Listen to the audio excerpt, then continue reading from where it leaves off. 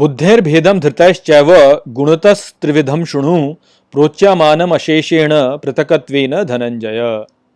नमस्कार मित्रों, ये जो श्लोक है भगवद गीता के 18वें अध्याय का 29वां श्लोक है, जिसे हम आज गहराई से समझेंगे। तो आइए सबसे पहले इसके अर्थ को समझते हैं। तो जो श्लोक है वो कहता है, बुद्धेर्भेदम धृतश्चैव, अर्थात बुद्धि और धृति के भी भेद, गुणतस्त्रिविधम शृणु, अर्थात गुणों की 3 विधियों में सुनो, प्रोच्यमानम अशेषेण, अर्थात बताए गए हैं पूर्णता में, पृथकत्वेन धनंजय, अर्थात पृथकता द्वारा हे धनंजय।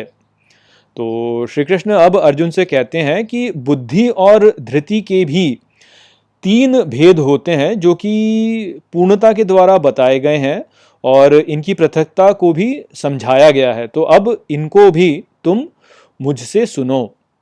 तो यहाँ पर श्री कृष्ण बुद्धि और धृति के विषय में अब बोलना आरंभ करेंगे।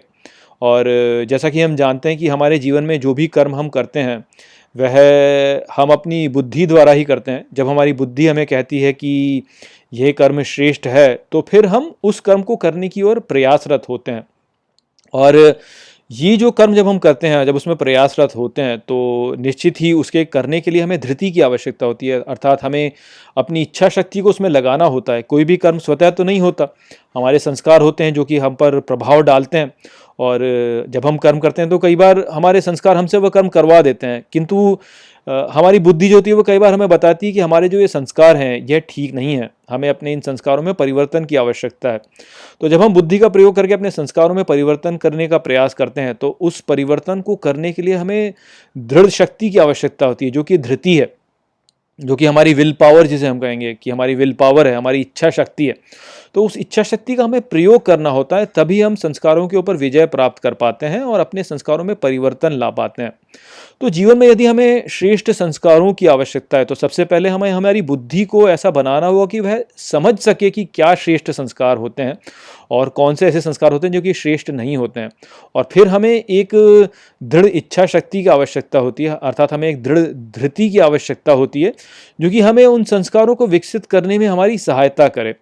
तो जीवन में यदि हमें उच्च गति चाहिए, हमें उच्च की ओर बढ़ना है, हमें श्रेष्ठता की ओर बढ़ना है, तो हमें एक अच्छी बुद्धि और एक अच्छी धृति की आवश्यकता होती है। किंतु सभी के पास में एक श्रेष्ठ बुद्धि और धृति होती नहीं है। बुद्धि और धृति में भी बहुत सारे भेद होते हैं। बुद्धि और धृति भी जो होती है वह प्रकृति के जो 3 ये गुण हैं, सत्व, रजस और तमस, इनसे प्रभावित होती है। तो कैसे इन गुणों का प्रभाव हमारी बुद्धि और धृति पर पड़ता है, उस विषय में श्री कृष्ण कह रहे हैं कि मैं तुम्हें अब इस विषय में बताऊंगा, इस विषय में तुम मुझसे सुनो। तो आगे के श्लोकों में श्री कृष्ण अब अर्जुन को बुद्धि और धृति पर जो प्रकृति के प्रभाव होते हैं उसके विषय में समझाएंगे। तो वहाँ पर हम उनको समझेंगे। यहाँ पर हमें जो समझना है वह यही है कि बुद्धि और धृति का हमारे जीवन की गुणवत्ता पे बहुत गहरा प्रभाव होता है।